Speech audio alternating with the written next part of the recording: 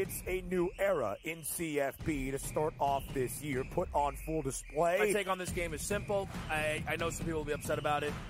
Good riddance to the Pac-12. Can you do it in terms of a week to week to week? I don't see a pathway for this team to miss the college football playoffs. We want to make sure you have those best bets in the entirety of our betting cards. That was thinking! But he had that program was already going there! Only on SportsGrid. Crew has already clinched the National League Central. They're 2 games behind LA. That being the Dodgers, trying to maybe get the 2nd seed in the National League standings for October. Both of these teams have a chance to score some runs against these pitching matchups, so maybe another over, even though we do have a playoff atmosphere. And yes, Milwaukee did clinch, but there's still an eye on the prize of we might be able to chase down the Dodgers and also the Phillies to get one of those buys. The early line. Only on SportsGrid. Brian Daboll has been feeling it. He's in a foul mood. He's having stare-downs with Pat Leonard and everything else. John Mara wants Brian Daboll to go and get the next quarterback. They tried to get the next quarterback. We all watched it on Hard Knocks. They couldn't end up with Daniels. They couldn't end up with May. So they said, okay, we'll run it back a year. We'll go get neighbors, and we'll tolerate. Pharrell Coast to Coast. Only on Sport.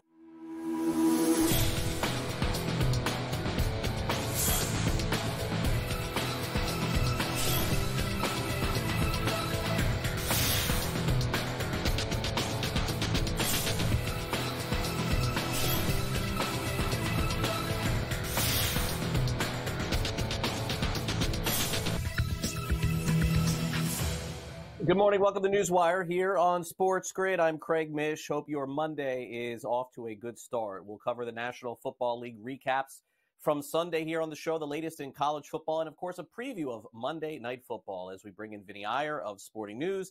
In addition, we'll also have Brady Kannon breaking down the very latest in the Westgate and Circa Super Contest results. Who is still in the Survivor contest. We'll tell you that as well. Also, as always, a guest contributor from Legal Sports Report as we get off to another good start here on the week on SportsGrid. But unfortunately, we start off the show on a very sad note from the world of the National Basketball Association with training camps and media days opening around the league.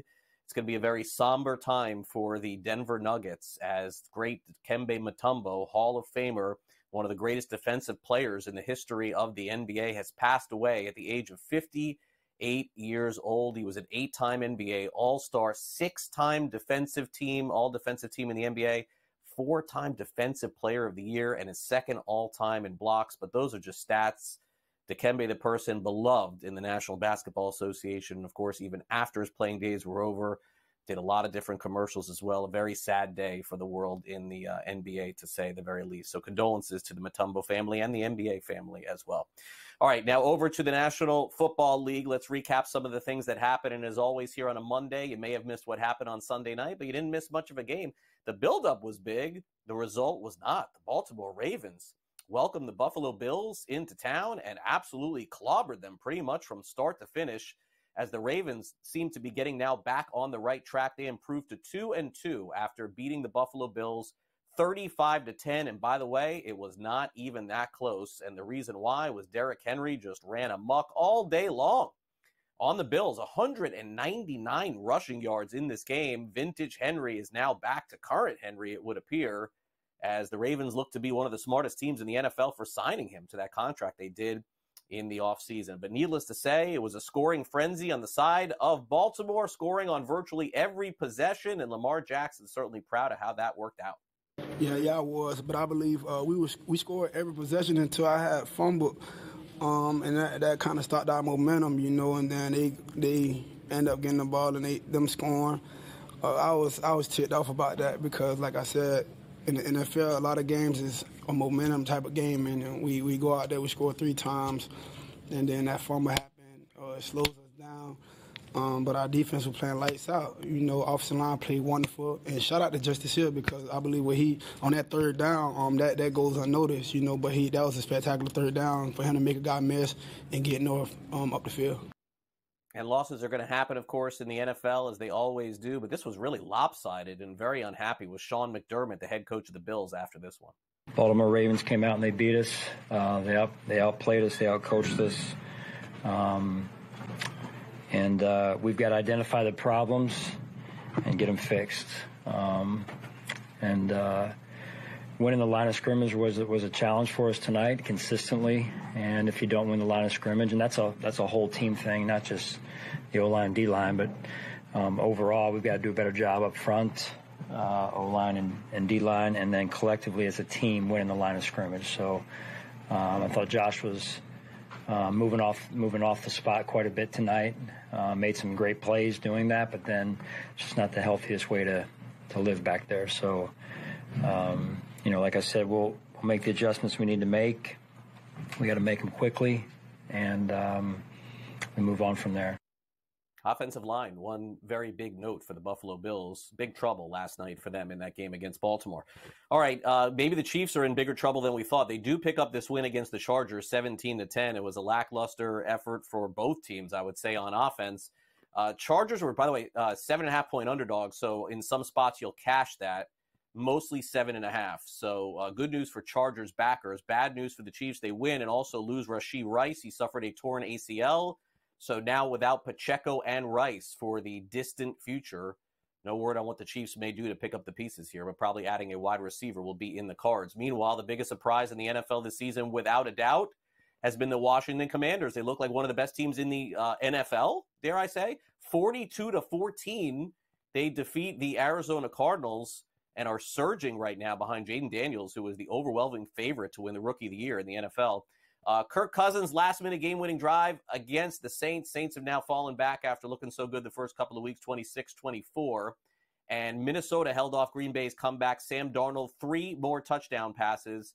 Packers were favored in this one. A lot of underdogs winning outright yesterday, again, in the National Football League. And perhaps the biggest surprise of all, because everyone used this team in the Survivor pools this week, and the Circa Survivor, I'm sure, are the New York Jets. Is anybody left in the Survivor pools at this point? The Jets were 7.5, 8-point favorites in most places throughout the week. I know it climbed a little bit at the end of the week, but it did not even matter. The Jets just couldn't get out of their own way. They lose the game outright to the Denver Broncos at home. To me, that was the stunner of the week. Caleb Williams and the Bears, they hold on to beat the Rams at home, 24-18. Rams, of course, really banged up. Buccaneers destroy the Eagles, 458 total yards. Final score, 33-16. And also the Pittsburgh Steelers finally lose their first game of the season. Close game, by the way. Very exciting back and forth.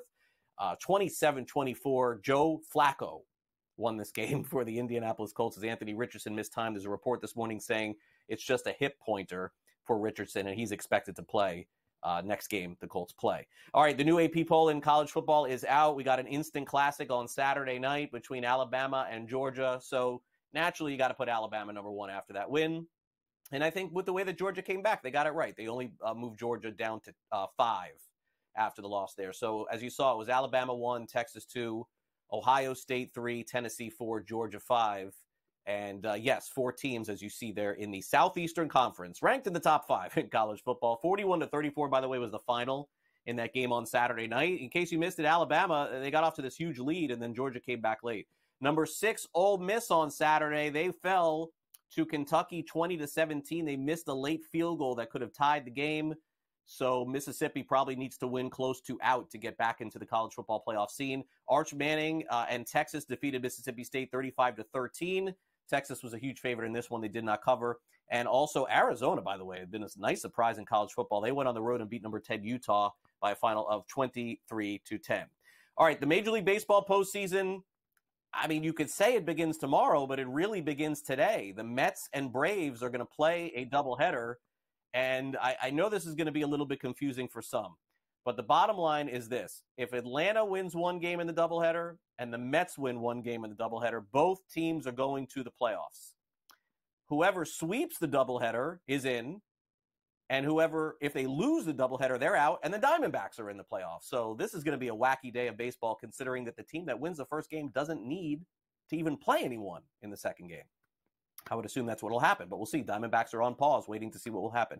American League wildcard is set. Orioles and Royals, Astros and Tigers. Luis Arias, who went over to San Diego in May in the trade with the Marlins, wins the batting title yet again. 3 different batting titles, 3 different teams, 3 different years. And the Marlins and Skip Schumacher made an announcement last night that he will not return as manager, which we knew would happen for quite a period of time. All right, in the WNBA, let's get to this. The New York Liberty defeated the Las Vegas Aces. Final there, 87-77 in Game 1 of their semifinals. Also, Connecticut beat Minnesota 73-70 as they outscored the Lynx 16-8 in the fourth quarter. Xander ends up winning the President's Cup for the 10th consecutive time. He had 4 straight birdies on Sunday to get that win. And also, in case you missed it in the NBA on Saturday, a pretty mega trade right ahead of media days here as Julius Randle and Dante DiVincenzo were traded to the Minnesota Timberwolves for Karl Anthony Towns, a trade that seems to be debated on both sides back and forth. Who got the better of that deal? I guess we'll wait to see. Vinnie Iyer is coming up next here on the show. We'll dive into what Derrick Henry has meant to the Baltimore Ravens and also preview the 2 Monday Night Football games tonight. Titans are in Miami. Seahawks are in Detroit. Something's got to give in these games tonight. We'll break them all down for you next when we return on this Monday edition of NewsWire right after this.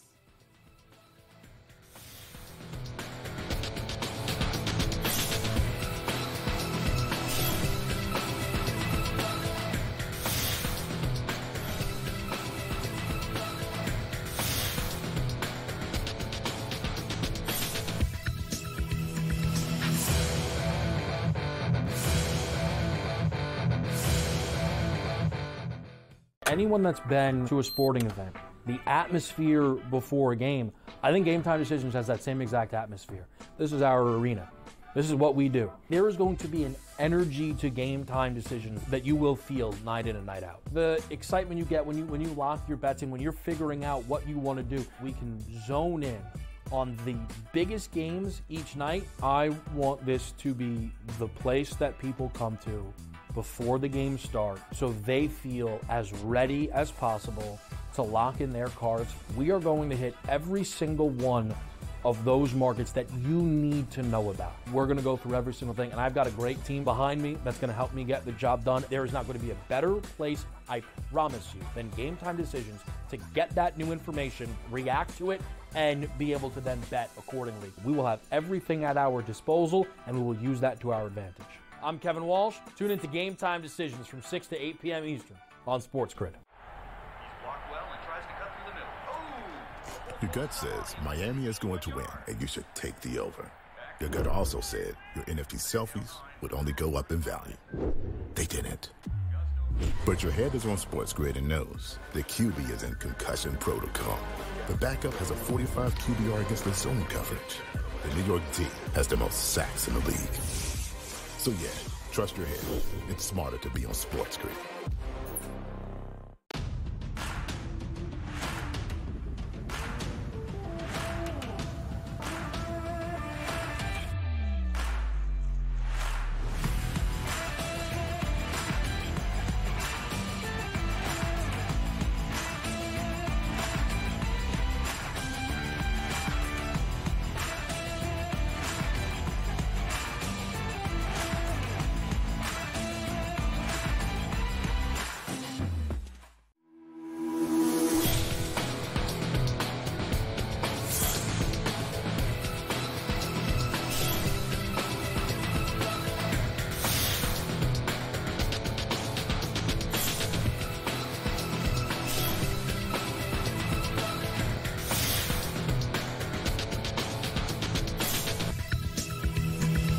All right, the Monday morning recap. We've got Vinnie Iyer in the house to recap what happened in the National Football League yesterday. We'll also take a look at the 2 games tonight. Again, 2 Monday Night Football games.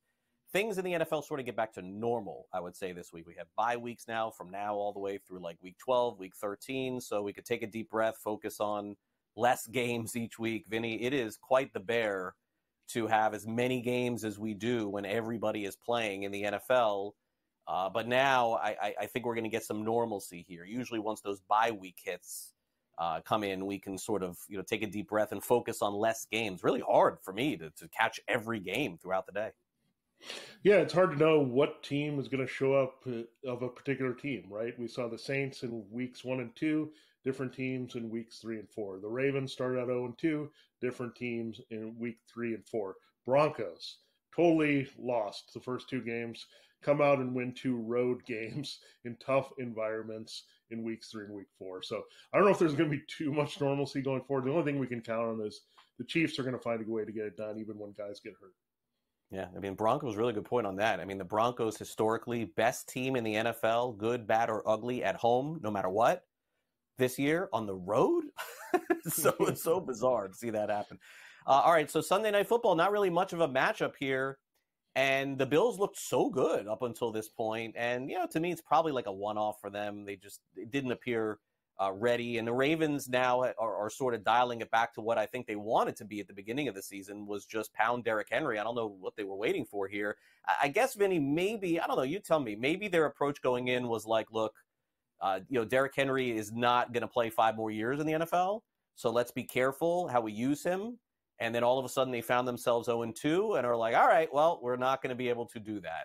It feels like that to me. That's kind of because they were using Hill and other running backs there, and now they're just like, screw it, let's just give them the ball as much as we can. Yeah, the worst kind of team to face the Ravens is a team like the Bills, where they're built to stop the passing game. They have good corners, they have good pass rush, but they're very soft in the middle. Don't have great linebackers who can cover. Don't have great linebackers who can hold up. They got a lot of injuries there in the second level. Derrick Henry can crush that type of team. And you got to credit the Ravens. That was the exact game plan. Use the middle of the field, run it, short passes. That's how you beat the Bills. And it's a problem. If you can't stop the run, you're not going to win a lot of games in this league. So, again, the Ravens had the perfect game plan there. The basic thing you have to do against the Ravens, force them to pass and try to use their weapons downfield, get them behind. Because if you can do that, then it takes Derrick Henry a little bit out of the game. But if you get them with momentum coming out of the gate, getting a long touchdown run on the first play, you're probably going to be doomed against the Ravens. Yeah, I would agree. The funny thing is I'm hearing some of this morning, wow, if the Ravens just would have beat the Raiders, look at what their record would be. I'm like, have you not been watching the I mean, how can anybody say that about any game in the NFL this season if this only happened? I mean, how many times we're going to play that game all year long? I mean, come on, please. Everybody's beating everybody this year. All right, speaking of which, first game in particular is a really tough one for me to call tonight. Titans at the Dolphins. This total is 37.5. Dolphins are 2.5-point favorites. I live here in South Florida, Vinny. I know a lot of people who are going to this game tonight because they're shocked that the tickets are like $20. I don't know what has happened here, but the Miami fans in particular, I mean, giving up, I don't know that that's necessarily it, but a Monday night game in South Florida where the get-in price is below $50 is sort of unheard of. This line has been stuck all week long here at 2.5. They can't get Miami to 3 because I think everybody would take Tennessee at that point. And by the way, Vinny, Tennessee's in every game. Like, they're going to go into the fourth quarter. They're probably going to be in this game too. Any idea, any lean on this one? Yeah, I think the Tyler Huntley decision was made for one reason. I think they're going to adjust their offense a little bit with Mike McDaniel to be very run-heavy. We just saw that work. And we know he was the semi-associate with Matt LaFleur from the 49ers. He's going to follow that game plan that the Packers pulled off against the Titans, where run the quarterback quite a bit. Huntley can do that. He's been the Lamar Jackson surrogate in Baltimore. He's been to the Pro Bowl. I mean, you didn't think you were going to get a Pro Bowler from 2 years ago to fill in for Tua, but he's the right guy for this offense because they can throw in some zone read looks here, get Devin Achane going. So it may not be the same type of explosive Dolphins offense you've seen here with them stretching the field with Tyreek Hill and Jalen Waddle. But look, it's a good story. I mean, if you can't get Lamar Jackson, here's another kid from South Florida. I think he'll be motivated to play well at home. Kind of a homecoming for him and good opportunity for Tyler Huntley. So he could be the big difference maker in this game because, again, he's very mobile, and if you get the running game going on the Titans, you're going to have a very good shot of pulling away from them. Dolphins had team totals last year in the high 20s, 27-28. The game total in this one, 37.5. Tells you how far Miami's fallen offensively. All right, Detroit against Seattle. Something seems off with this line to me. Lions minus 3.5, 4.5. I mean, Seattle, have they really shown anything to me this year? I mean, I know they're 3-0, but I must be missing something here, and Seattle's just going to go to Detroit and win. In fact, Seattle did this last year. They went to Detroit and won. So maybe that's sort of the dynamic here. I guess I'll be fooled on this one because I do like Detroit tonight. I don't really like a favorite at all, but I watched Seattle play against Miami, Vinny. I was not impressed. I watched it the week before. Not really impressed. I mean, I guess this could come right down to a field goal in the end, and if so, then you would take the points here. But I do think Detroit will win. Yeah, I think what's going to help Seattle is the up-tempo offense. It's really worked here, and that's a big thing that they're doing well here is that getting a lot of plays in with Ryan Grubb coming over from Washington. So they're going to be in it. I think the Lions have to be careful. They're trying to get a little too aggressive with Jared Goff. He hasn't played all that well. They need to go back to their identity, which is running the ball a lot with Jahmyr Gibbs and David Montgomery. Protect your defense, protect the ball, kind of work it because, yeah, the Seahawks want to be on the field, and they don't need a lot of time to produce here. So I think the Lions have to be a little bit more methodical if they want to cover this. But if they keep the Seahawks hanging around, I think they'll be around to the end here with their passing weapons, who are fantastic, by the way, playing really well here in this new offense. Gotcha. Yeah, Seattle 3-0, Minnesota 4-0. So the Vikings are going to be the only undefeated team going into next week. Vinny, you got to jump on board with me here for the last few weeks here. Vinny, I'm telling you, I'm beyond playoffs with Washington here. I'm going to tell you right now, I would bet Washington to get to the Super Bowl. Maybe I'm crazy, but I think there's a great shot here. They're really big long shots. Yeah, keep going for it. I mean, Jaden Daniels is awesome. At least they're going to win the East. I'll tell you that right now with the way it's going. Yeah, no, I mean, still plus money on all this stuff on FanDuel. Thanks, Vinny, for coming on the show. Yep.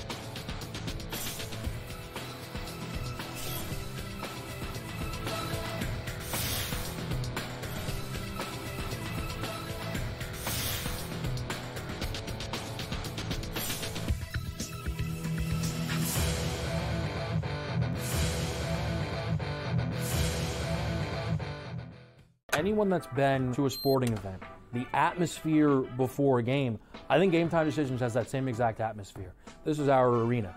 This is what we do. There is going to be an energy to Game Time Decisions that you will feel night in and night out. The excitement you get when you lock your bets in, when you're figuring out what you want to do, we can zone in on the biggest games each night. I want this to be the place that people come to before the games start so they feel as ready as possible to lock in their cards. We are going to hit every single one of those markets that you need to know about. We're going to go through every single thing, and I've got a great team behind me that's going to help me get the job done. There is not going to be a better place, I promise you, than Game Time Decisions to get that new information, react to it, and be able to then bet accordingly. We will have everything at our disposal, and we will use that to our advantage.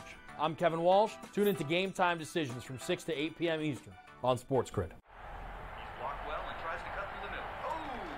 Your gut says Miami is going to win, and you should take the over. Your gut also said your NFT selfies would only go up in value. They didn't. But your head is on SportsGrid and knows the QB is in concussion protocol. The backup has a 45 QBR against the zone coverage. The New York D has the most sacks in the league. So yeah, trust your head. It's smarter to be on SportsGrid.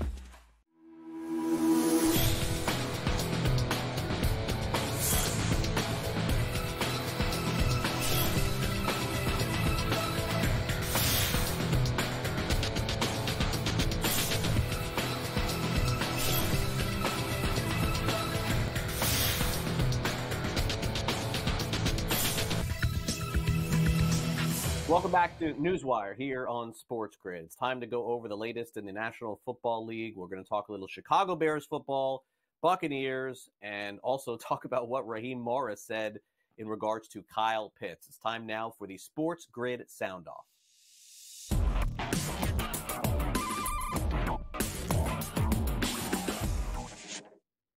Well, if you watch Saturday morning Fantasy Sports Today with me and my co-host George Kurtz, we talked a ton about the tight end position in the NFL and in fantasy football. I mean, what has gone on here with these tight ends in the NFL? They're like not even part of the game plan outside of a few players. And the Atlanta Falcons used a very high first-round pick from the University of Florida a couple of years ago in Kyle Pitts.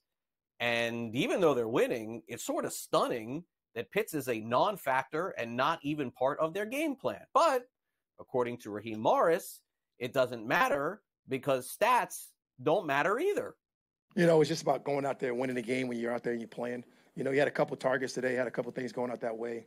You know, we believe we got a questionable call at the end of the stretch again to Kyle. And, you know, those things are always unfortunate. But, you know, really for me, man, stats are for losers, man. I don't get involved in that stuff. But you go out there, you try to win each game, and we were able to win it today. And that's what we did. I've been in the league since 2002, and I feel like they're all in the same way or around the same way.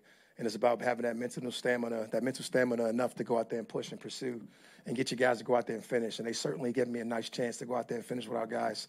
You know, they fight every single week, and I'm proud of them.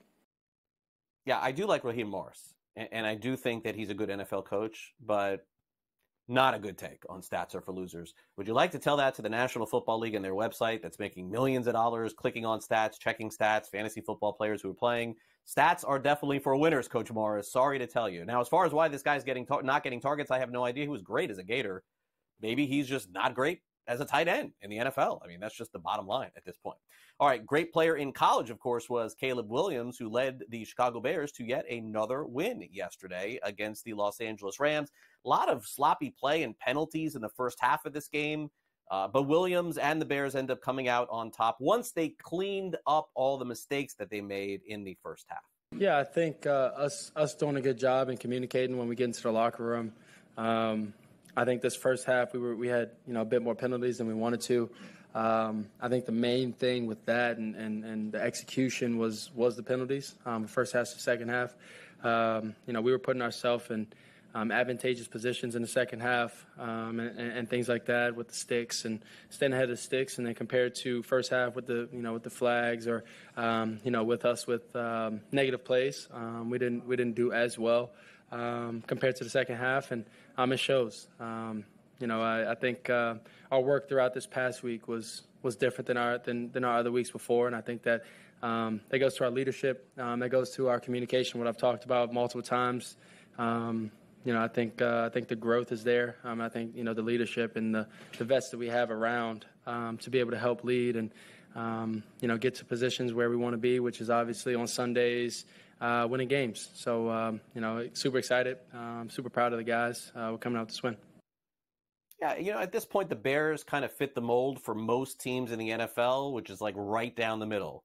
You have a team that's 4-0 in Minnesota. Usually teams that start off 4-0 make the playoffs. You have a team that's 0-4 in Jacksonville. Usually teams that are 0-4 almost never make the playoffs. Then you have teams like the Bears that are in the middle that still have a lot of games left, and I guess we'll figure out who they are.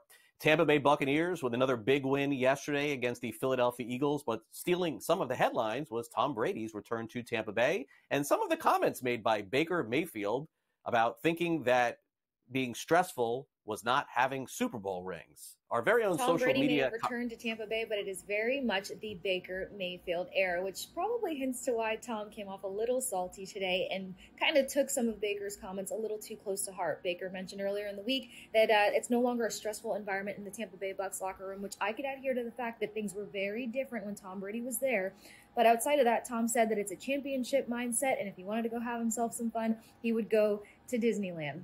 Let's be serious, Tom. You don't want to go to Disneyland. But outside of that, the Bucs roll through, pulling off a 33-16 victory over the Eagles, and the competition continues to heat up in the NFC South. Falcons defense is starting to come to life. Saints defense is very much there, but the Bucs seem like a very well-rounded team, sitting at plus 195, second place for the NFC winner, and 17-1 odds to take the NFC outright. So can Baker Mayfield and the Bucs continue to roll? We will find out. And will Tom Brady finally become a Baker Mayfield fan?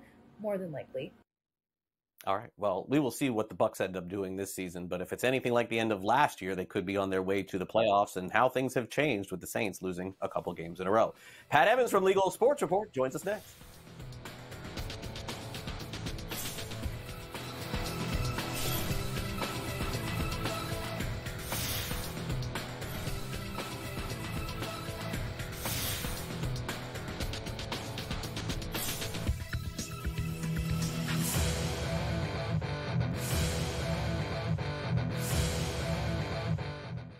Anyone that's been to a sporting event, the atmosphere before a game, I think Game Time Decisions has that same exact atmosphere. This is our arena.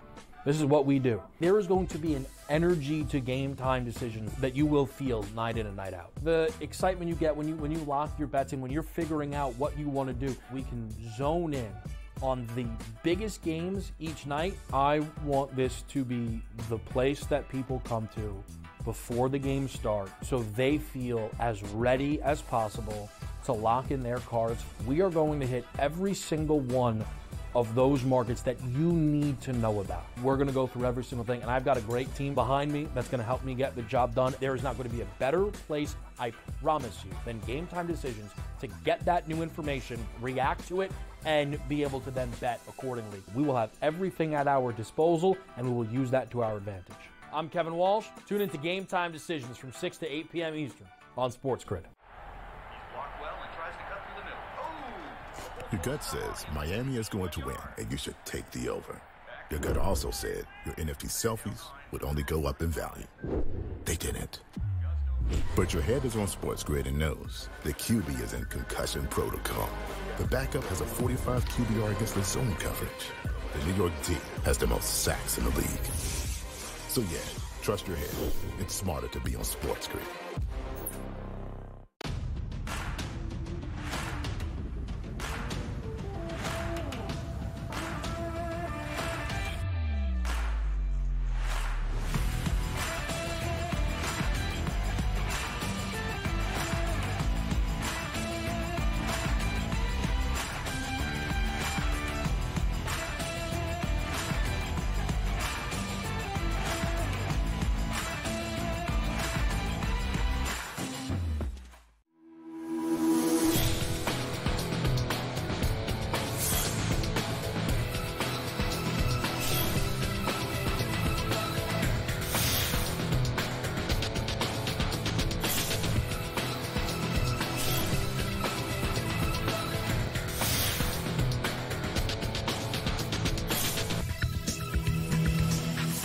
Welcome back to NewsWire here on SportsGrid. Are you streaming us in the state of Wyoming?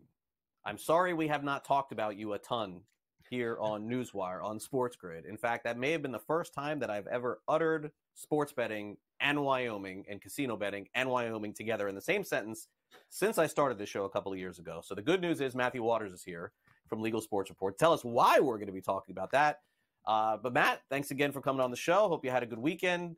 Before we get to Wyoming, let's dive into a very big day for Flutter, FanDuel, Investor Day. We get to learn a little bit more about their company. So once again, thanks for coming on. What have you learned? Yeah, thanks, Craig. Listen, Flutter had their Investor Day on Wednesday, and investors seem to love what they heard.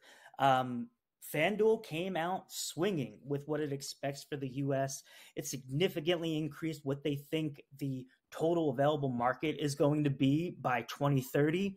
Previously, they had said $23 billion for sports betting and $18 billion for iGaming. They bumped that up to almost $40 billion for sports betting and $24 billion for iGaming. So basically what FanDuel and what Flutter is telling us is that over the last 2 years, between when they made that last announcement and now, they just did not expect for the kind of growth that they're seeing right now. One of the things that they said is that they're trying to get to a 16% hold by 2030 as well. And it's easy to see how that's going to happen, right? We've already seen it bump up and bump up. They're at about a 12% gross margin right now compared to 7% back in 2020. The good part about that for bettors, though, obviously you don't want to hear that the hold is getting higher. That means you're getting less money. But they plan on using about 4% of that percentage points. So the net would be 12% hold, the money that they actually keep. But they're going to be giving back more to the customers as well, retaining customers and bringing in customers, because they've seen that not only are new customers doing better than expected, but the older customers are putting more money into the FanDuel system than expected as well. And we can see why in one area, Craig. We talk a lot about parlays whenever I come on. And when you look at the 23-24 NBA and NFL seasons, 70% of the action for FanDuel involved a parlay. That's just incredible. to me. 25% of it was live, came from live action bets, and more than 50% now are based on player narratives, these prop bets that everybody is revamping their sportsbook for to get in a front and center place. So you can go and some of the sports books have it so you can search a name directly and just get all the available props for your players. So it's interesting to see that this is the way it's going. And the 70% in parlays, I never would have guessed that high, Craig. That is incredible to me. And they say that 88% of bettors believe that sports betting makes games more fun to watch. I'm surprised by 88% as well, because 88% aren't winning out there. Right. So that was surprising to me too. But look, I've seen industry pushback on some of these numbers too, that the market just may not get as big as they're saying, but that doesn't really matter to the everyday bettor, right, Craig? The point is that these sports books are seeing more business than they expected to. Even with the states not expanding sports betting and iGaming like they thought it would, with it slowing down a little bit, they still expect more growth, even if it only comes from those existing players. So really impressive 150-page PowerPoint that FanDuel put together, that Flutter put together, their parent company. It's linked to on our website. I would encourage anybody to go ahead and read through that. But FanDuel they're a leader in sports betting. They're now a leader in iGaming. And they don't show any sign of slowing down. No, and listen, I'm not surprised, by the way, that number is 70%. I guess what I'm most surprised by is nobody's making straight bets. It's either parlays, some teasers, or in-game lives and some futures, stuff like that. I mean, nobody wants to just bet on games anymore individually. But look, that's, options are new for a lot of people around the country. All right, well, here we go. All of our friends in Wyoming, Matt, who are watching this live are like, all right, give me the update on the online casino gaming there, because, again, not a state that we talk about a ton, but certainly there are a lot of, listeners and viewers here to SportsGrid in Wyoming, so tell us more. Yeah, look, I know Wyoming is a bit of a small market, and at the beginning there, I even forgot that they had sports betting until you get the monthly reports coming in and you go, oh yeah, that's right. But it's interesting that such a small market like Wyoming is looking toward iGaming now, because again, when you hear Wyoming, even in the industry, you don't think, wow, that is a gambling market that I need to get into. But the fact that Wyoming is looking at this, and we know that other states are looking at it too, that is a positive right now. And honestly, the gaming industry will take any positives around online casino that it can get. It's a very well-known group that's doing the study. It's Spectrum Gaming Group. They do a fantastic job at laying out what an industry is going to look like for states depending on what they want to see. And so it'll be really interesting to see what a smaller sports betting state in Wyoming, what it's expected to do from an online gambling perspective. Obviously, you have two different kinds of bettors there, and then you have some crossover bettors as well that'll love it as well. But you think about all the female slot players that exist in the world. Online casino is exactly targeting them, and then trying to back them into some sports betting at the same time, get them to do a couple parlays too.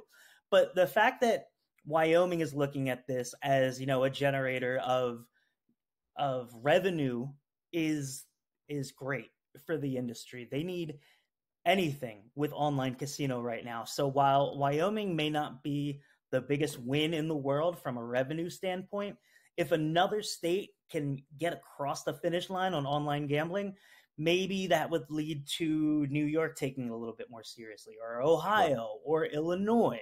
There are so many states out there that are kind of just mulling it and thinking about what could happen if they legalize online casino. There's still a concern out there about online casino and whether it cannibalizes the retail industry. And people will argue one way or another on that. But overall, we've seen that online casino is generally accretive to whichever gambling state they enter into.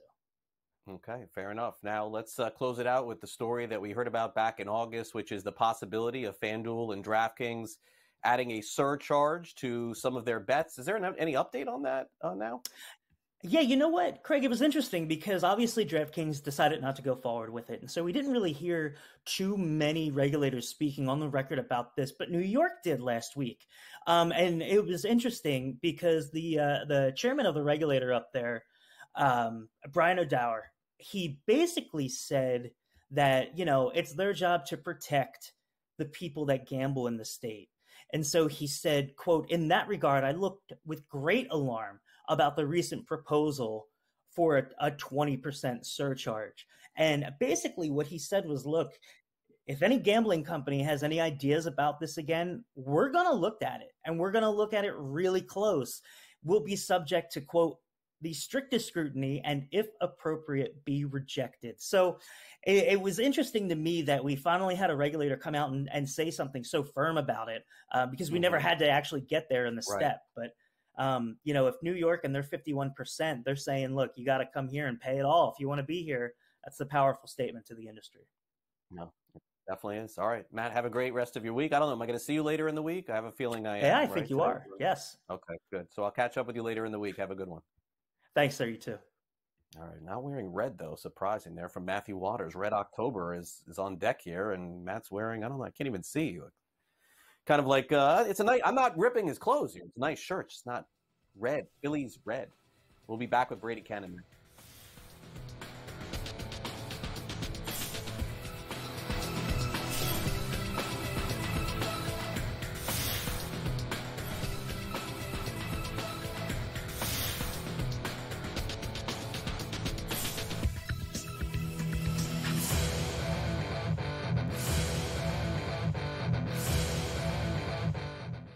Anyone that's been to a sporting event, the atmosphere before a game, I think Game Time Decisions has that same exact atmosphere. This is our arena. This is what we do. There is going to be an energy to Game Time Decisions that you will feel night in and night out. The excitement you get when you lock your bets in, when you're figuring out what you want to do, we can zone in on the biggest games each night. I want this to be the place that people come to before the games start so they feel as ready as possible to lock in their cards. We are going to hit every single one of those markets that you need to know about. We're going to go through every single thing, and I've got a great team behind me that's going to help me get the job done. There is not going to be a better place, I promise you, than Game Time Decisions to get that new information, react to it, and be able to then bet accordingly. We will have everything at our disposal, and we will use that to our advantage. I'm Kevin Walsh. Tune into Game Time Decisions from 6 to 8 p.m. Eastern on SportsGrid. Your gut says Miami is going to win, and you should take the over. Your gut also said your NFT selfies would only go up in value. They didn't. But your head is on SportsGrid and knows the QB is in concussion protocol. The backup has a 45 QBR against the zone coverage. The New York D has the most sacks in the league. So yeah, trust your head. It's smarter to be on SportsGrid.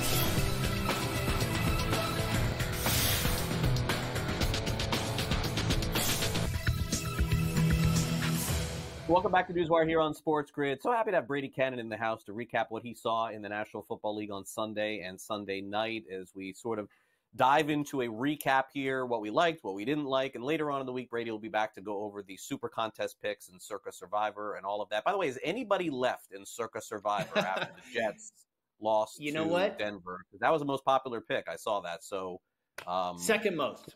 Oh, 49ers. 49ers were the most popular pick. Jets had 110 selections. Oh, wow. So down to 500. Cardinals had about 36 selections. I think the Steelers, Anyway, I believe the current count is about 480 entries remaining. Under 500. Wow. Yes. Wow. We started the week with 642. I believe we're now at 480. The inherent value of your ticket, if you're still alive, like our friend Joe Ranieri is, he was on the 49ers. That value of your ticket is about $30,000 right now. Wow. Good by Joe. Joe's a gambler, though. He ain't turning that thing in. No, he's going for the 14 million. I hope he gets there. Yeah, no, that's crazy. All right. Anyway, we'll move ahead when we need to move ahead. Let's go back. All right. So one of the big surprises in the NFL this season are the Vikings at this point. You know, Vikings go to Green Bay and win. I know Minnesota. I know Green Bay came back late, but you know, in particular, I guess what I would ask you about this, Brady, is as follows. This is more or less the same talent as they had last year. I would say quarterback-wise, I mean, Darnold's done a good job, and I get that, but their quarterback last year was pretty good too. Is the coach just like the best coach in the NFL or something here? Because it feels like we have to like start talking about that, because every game they go in and they're like up, and every game early, it seems like they're very well prepared. He is even money right now for Coach of the Year. I saw earlier today, Kevin O'Connell. And I think we always knew he was a pretty darn good coach. I think we probably leaned on him as more of an offensive guru rather than defensive. I think last year was the first season for Brian Flores going in there as the defensive coordinator. And now this is year 2 for Flores. I think he's the MVP as much as anybody is Flores. His defensive tactics have really been, causing problems for opponents, including the San Francisco 49ers and the Green Bay Packers for a long time before, like you say, they came back on Sunday. And those are two really good coaches right there, LaFleur, Shanahan, and then, of course, the Vikings, brass. I mean, so they've done it against top competition, not just on the field, but on the sidelines as well. And it feels like, these good coaches in O'Connell and now Flores in his second year, that things are just kind of gelling. And it's working with Sam Darnold. Everything's going right. Everything's going perfectly right now for the Minnesota Vikings. And it was obviously impressive for them to start 3-0. They beat the Giants. That, okay, whatever. They beat the Niners. That was a big deal. They beat the Texans. That was a big deal. And then going to Lambeau to beat the Packers is certainly a big deal. Now, it doesn't look to me like Jordan Love is completely recovered. He was off his game, maybe a little bit rusty. I don't know what it was, but it still looks like he's not quite 100% just yet. But hey, ton of credit to the Vikings here. Sam Darnold, 9-1 now to be your MVP, and Kevin O'Connell, even money to be Coach of the Year. Yeah, they're off to a great start. Yeah, and, was down from 11-1. I know that they posted on FanDuel late last night. As you mentioned, 9-1 right now in some spots to win the MVP. But I'm here to tell you, Brady, if I'm going to get one thing right this season, although Frank was laughing at me here a couple of weeks ago, if I'm going to get one thing right this season, Brady, I'm telling you now, the MVP is not on this list. It's the quarterback of the Washington Commanders. Jaden Daniels right now, to me, is the story of the NFL season. We talked about this line on Friday, 3.5, 3.5, 3.5. Why is it not moving? And then I told you that, I don't know, maybe they're going to lose, but if Washington goes to Arizona, it's too late to get on the train. I am telling you now, Brady, this is a developing story in the NFL. I've seen all these teams play, and look, anything can happen in the NFC Championship or a semifinal game or a first-round playoff. I absolutely love what I'm seeing with this team, and I'm sold. I'm sold. Well, like I said, with Brian Flores being an MVP as well, I think you can also put Cliff Kingsbury on that list for the Washington Commanders. He is really coming into his own as a play caller. I think he's found a great role for himself. He didn't do so well as a head coach, but doing great with a dynamic quarterback, very similar to Kyler Murray, a guy he coached up in Arizona, and now getting his hands and his system and his coaching on Jaden Daniels, and it's working out really, really well for him. And I think Dan Quinn, the players are really buying into what he's selling. I was surprised, not necessarily surprised by Washington's effort yesterday, but the fact that they put up 42 points and really just shut out the Arizona Cardinals. I think Arizona's a pretty good team. I expected that really to be a shootout of a game. And for Arizona, I mean, it's not so surprising what Washington did, but it was surprising that Arizona just really had very few signs of life. I was very surprised. We know Washington does not have a great defense, and their defense yet looked pretty darn good against the Cardinals offense that just could not get anything going on Sunday. I was also surprised by the fact that the nation saw Jaden Daniels on Monday Night Football, a nearly flawless performance and no letdown whatsoever. He picks up right where he left off and goes on the road and wins that game going away. Yeah, I thought we were going to get a much better effort out of the Cardinals and possibly a little bit of a letdown out of the Commanders, but no sense was true at all in that. And you can still get a pretty good number on MVP, Craig. 45-1 on Daniels was the latest. Yeah, that was the latest that I saw. Now, by the way, Offensive Rookie of the Year, anywhere from minus 120 to minus 150. So, boy, obviously he's a heavy favorite there. Who's going to catch him? Yeah, I mean, but I'd take them to win the Super Bowl. I'd take them to I'm telling you now, playoffs were plus money going into last week. So anyway, real quick, I want to highlight one of the good picks Brady had. We'll talk about it later in the week. Jaguars, absolutely the right side against the Houston Almost Texans not at the end. Whoa, that was almost a bad God. I know, but almost at the end for Pittsburgh. We'll dive into it later in the week. Yeah, Have a good one.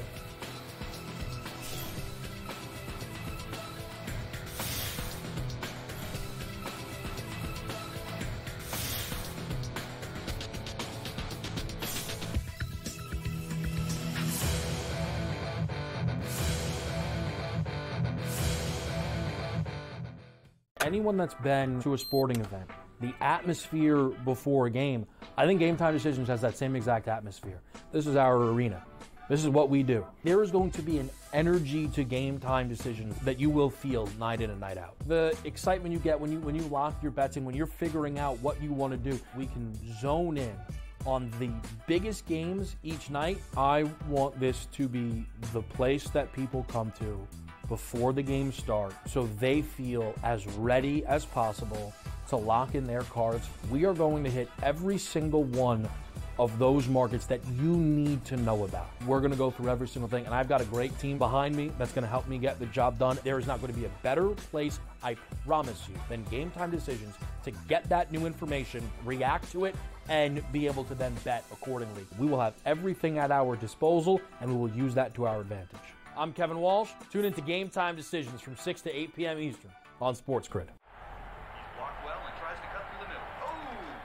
Your gut says Miami is going to win, and you should take the over.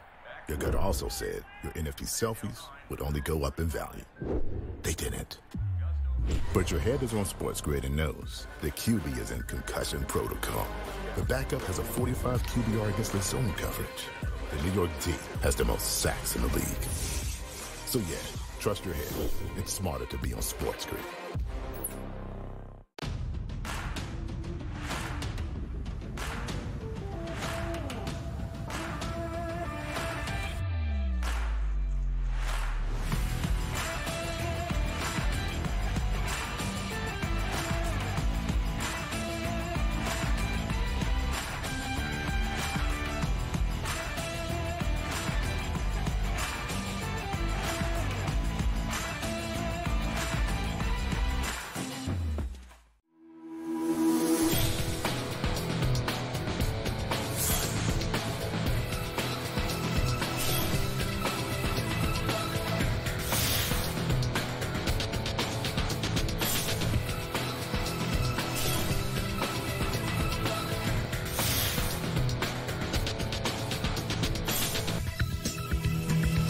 Welcome back to NewsWire here on SportsGrid. Major League Baseball's postseason is set to begin tomorrow, but it sort of also begins today. Elimination games are headed our way.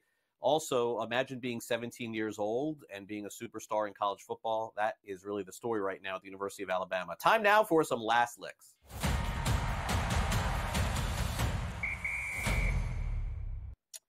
All right, so it all comes down to this. In 1 hour from now, the Atlanta Braves will take on the New York Mets for the final playoff spot in the National League, and it is up for grabs here because they're going to play a doubleheader. and I'm going to try and explain this the best as I can. If Atlanta wins one game and the Mets win the other in the doubleheader, okay, if they split the doubleheader, both teams are going to the postseason. If one team sweeps the other in this doubleheader, then the team that sweeps is in, the team that loses is out, and the Arizona Diamondbacks are then in. So the Diamondbacks today are at their stadium or at the airport just waiting to see if they're going to go on a plane and go somewhere today. That's what they are doing. They're just waiting. But they're going to be waiting a while because 2 games are going to be played. And while there may be no incentive after the team that wins game 1 to play in game 2, we're going to have to check the lineups for integrity here, because I think they're going to have to play their guys, so to speak, to get in. So fascinating stuff that I'm sure Pharrell will have covered for you today at 3 o'clock Eastern. Playoffs basically begin today in Major League Baseball. All right, this tells me we're all old, this story, okay? I'm very well aware of who Ryan Williams is, and if you are not, you're going to be hearing a lot about him this year and next year. I assume he's going to be at the University of Alabama next year too, because number one, he can't go to the NFL, and number two, I just don't know if any team, any college in football is going to pay him more money to leave. I guess that remains to be seen. But he caught the game-winning touchdown against Georgia late Saturday night, caught the ball, did a little spin, ran it all the way in for a touchdown. I believe it was 71 yards. And, folks, he is 17 years old. Let me say that again. He is 17 years old playing the game of college football and playing at the University of Alabama and catching the game-winning touchdown. So if you don't think a star is born or a star is in the making in Alabama, you haven't watched football long enough. This kid is going to be one. And again, because he is only 17, he can't declare for the NFL draft, and he's going to have to play another full year before he can do so. Is it possible that Ryan Williams will be the youngest player ever at 18 to be in the NFL? I mean, I don't know, but there's certainly a possibility at 18 or 19 he could be playing wide receiver in the NFL or even kick returner in the NFL soon. Stay tuned on that one. All right, how about this story here? The most unpredictable season of the postseason is probably upon us here because we've got some teams that we did not expect to be here. The Kansas City Royals are in, and the Detroit Tigers are in.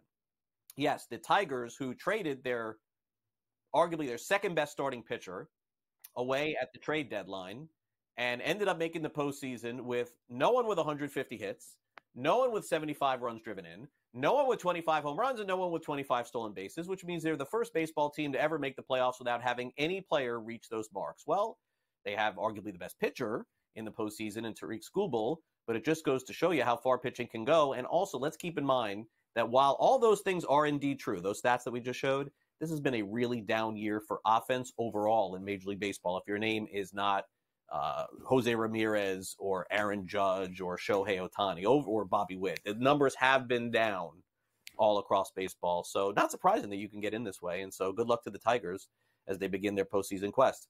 All right, that will do it for our show today. Thanks again to our guest contributors on the program, Brady Kannon, and also thanks to Matthew Waters from Legal Sports Report. In addition, thanks to Vinnie Iyer of Sporting News, our director Luke, and our producer Frank. I'm Craig Mish. As I mentioned, coming up later today, we've got Scott Farrell in the house at 3 o'clock Eastern, so he will catch you up on all of the action in the doubleheader in Major League Baseball. And then as soon as that doubleheader ends, folks, we've got pro football today and a ton of preview action for tonight's 2 Monday Night Football games. We have Miami taking on Tennessee and Seattle taking on Detroit. And after those games are over, make sure you catch our overtime shows. That'll recap all the sports betting results from those games. And I'll see you tomorrow, same time, same place, 11 a.m. Eastern, for our next edition of NewsWire as we recap all of the action. Don't forget to download the SportsGrid app. It's available right now on iTunes and Android. If you are watching us and are wondering about our full schedule here on SportsGrid, it is posted for you right there. Just scan it right now.